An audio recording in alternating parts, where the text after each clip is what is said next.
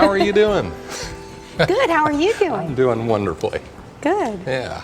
Nina, we're in a pretty cool place in our community that, frankly, most people haven't had a chance to see. You want to tell us about this building and the organization? Absolutely. So we are in the headquarters of the Alfred I. DuPont Testamentary Trust, and it was established in 1935 when Mr. DuPont passed away as part of his will.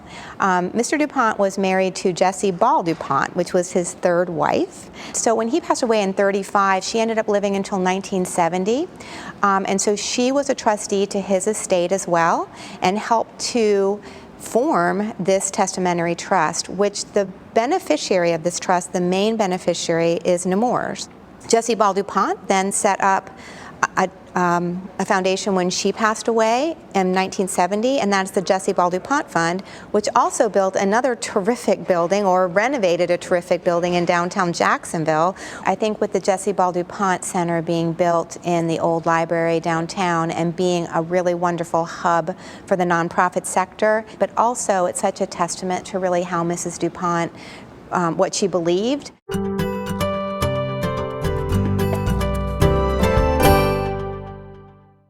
So, are you reading any good books lately? Well, I hate to admit that I really read mostly for pleasure, because during the day you have to read so much at your desk. My latest book is The Life-Changing Magic of Tidying Up, and I'm really enjoying that. At this great. stage in my life, having lived in our house for a long time, I'm learning how to get rid of things and not accumulate. So it's a really great book, and it has a lot of great information about how to live your life more simply. So I'm enjoying it. That's good. Yeah. What Great about thing you? to do. Well, I'm trying to do that as well.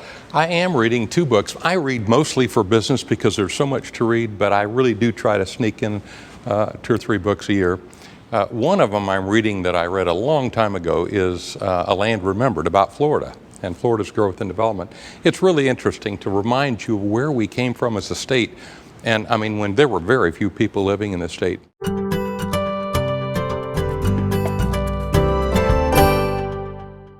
So Leadership Jacksonville does a really great job of educating leaders in Jacksonville, and you at the Chamber educate potential businesses that are coming into town. So talk to me a little bit about what brought you to Jacksonville. What are the assets that you really point out to people, and what do you think our greatest asset is? Yeah, okay, well, that's a great question.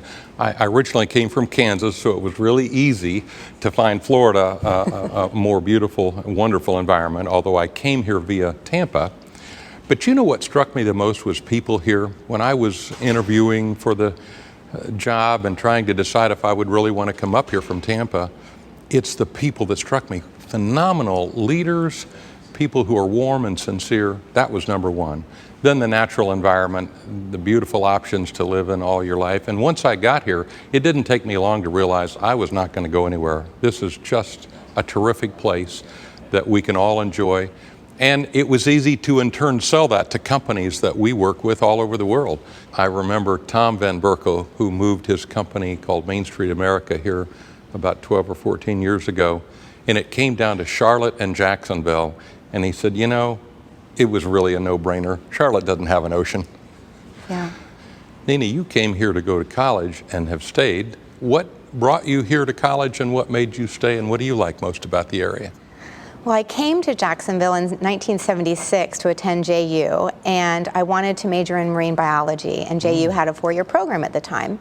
I quickly changed my major from marine biology and realized that it wasn't really the major for me, but ended up staying at the university and really loving it. And I think honestly, JU is the reason that I stayed here after graduation, because they connected me in the workplace. They helped me get my first job. They connected me with a lot of community leaders and started that networking that's so important, you know, as you're a young person coming right out of college.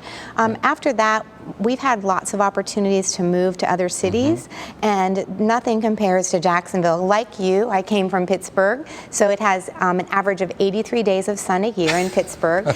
So it's no doubt why you know why I'm here, even though my whole family is still there. But I love it here. I love the weather. I love the people. It's a very accessible city. You are able to get in the room with people that really do make decisions, and you are able to be part of those decisions. And I think in other cities where I have been asked to live or had the opportunity to live, I wouldn't have that same access.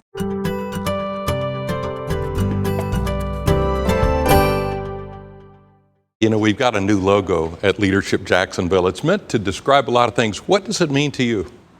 Well, it's definitely more colorful than the other one, which I think really probably signifies the many types of people that go through Leadership Jacksonville. It's really this combination of really people with all different types of experiences from a very diverse city, and I think they do a terrific job of doing that. And then kind of the outward circle was disconnected, and as you get closer into the center, it's a little bit more connected. Right. And I think it really symbolizes the connectivity. I think that's a good description. And you know, it does remind me that one of the things that we do at Leadership Jacksonville is make sure that all of our classes are diverse, cover many topics, cover the community as a whole. And I think the logo lends itself to understanding that. What I liked about Leadership Jacksonville, and when I go back for program days, is because of the diversity in each class, there's very, very rich discussion. And it's not the kind of Jacksonville polite demeanor that sometimes we see in specific meetings. I mean, they really talk about tough issues. They really respect each other's opinion, but they are heard. Right. And I think that's really important. You know, I've had the opportunity to engage with each of the 4 leadership opportunities we have, and it is thrilling. I mean, it just inspires you to watch it happen at each level, and particularly with the young kids, it's wonderful. But everybody ends up being quite inspired by our processes. So Nina, one of our opportunities is to help particularly the young kids going through our programs to make a difference in our community. What would you say to them to help them be inspired to go out and make a difference in our community? I think the best thing about Jacksonville by far is the fact that you have access to people and to issues and to topics that you don't have in Atlanta, you don't have in St. Louis, you don't have in New York City for sure. And so young people in Jacksonville are able to impact so many things. And when I ask young people, why did you choose to come to Jacksonville if you're not from Jacksonville? They say, I would never be in this room with this group of people in any other community.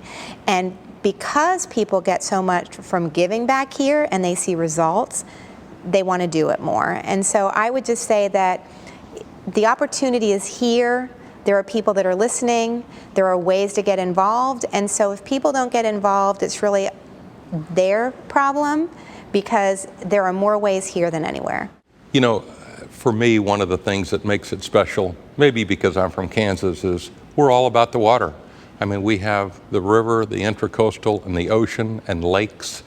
And gosh, it just makes it, to me, so wonderful to live near or on or participate in one of our waterways, especially walking at the ocean. But it's one of our great quality of life differentiators.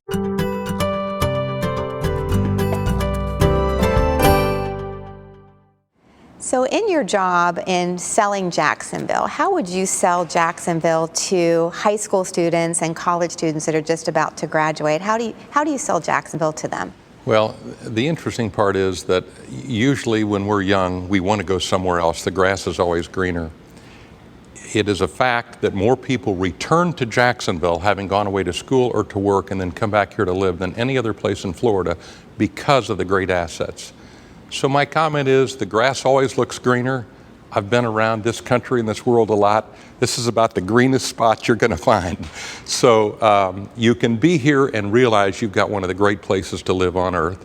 You might end up going away to college or somewhere else, but the good chance is that you'll come back here because it is such a great place.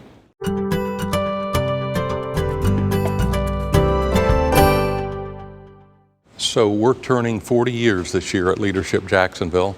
What kind of impact do you think we've had, and what have you noticed in the community because of Leadership Jacksonville?